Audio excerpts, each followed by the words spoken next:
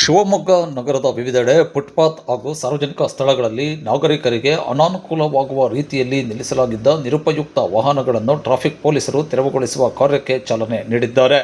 August 3ರಂದು Shivamogga ನಗರದ ವಿವಿಧೆಡೆ 16 ವಾಹನಗಳನ್ನು ಟ್ರಾಫಿಕ್ ಪೊಲೀಸರು ವಶಕ್ಕೆ ಪಡೆದಿದ್ದಾರೆ. ಕಳೆದ ಕೆಲ ದಿನಗಳ ಹಿಂದೆ ಒಟ್ಟಾರೆ 84 ವಾಹನಗಳ ಮಾಲೀಕರಿಗೆ ಟ್ರಾಫಿಕ್ ಪೊಲೀಸರು ನೋಟಿಸ್ ನೀಡಿದ್ದರು. ತದನಂತರ 68 ವಾಹನಗಳನ್ನು ಸಂಬಂಧಿಸಿದವರು ಸಾರ್ವಜನಿಕ ಸ್ಥಳದಿಂದ ಸ್ವಯಂ ಪ್ರೇರಿತವಾಗಿ ತೆರವುಗೊಳಿಸಿದ್ದರು. ಇದೀಗ ಸಾರ್ವಜನಿಕ ಸ್ಥಳದಲ್ಲಿದ್ದ ನಿರುಪಯುಕ್ತ ವಾಹನಗಳನ್ನು ಪೊಲೀಸರು ವಶಕ್ಕೆ ಪಡೆಯಲಾರಂಭಿಸಿದ್ದಾರೆ. ಸದರಿ ಕಾರ್ಯಾಚರಣೆಯನ್ನು ಶಿವಮೊಗ್ಗ ನಗರದಲ್ಲಿ ನಿಯಮಿತವಾಗಿ ನಡೆಸಲಾಗುವುದು. ಯಾವುದೇ ಕಾರಣಕ್ಕೂ ನಿರುಪಯುಕ್ತ ವಾಹನಗಳನ್ನು ಸಾರ್ವಜನಿಕ ಸ್ಥಳಗಳಲ್ಲಿ ನಿಲ್ಲಿಸದಂತೆ ಪೊಲೀಸ್ ಇಲಾಖೆಯು ಪ್ರಕಟಣೆಯಲ್ಲಿ ಮನವಿ ಮಾಡಿದೆ.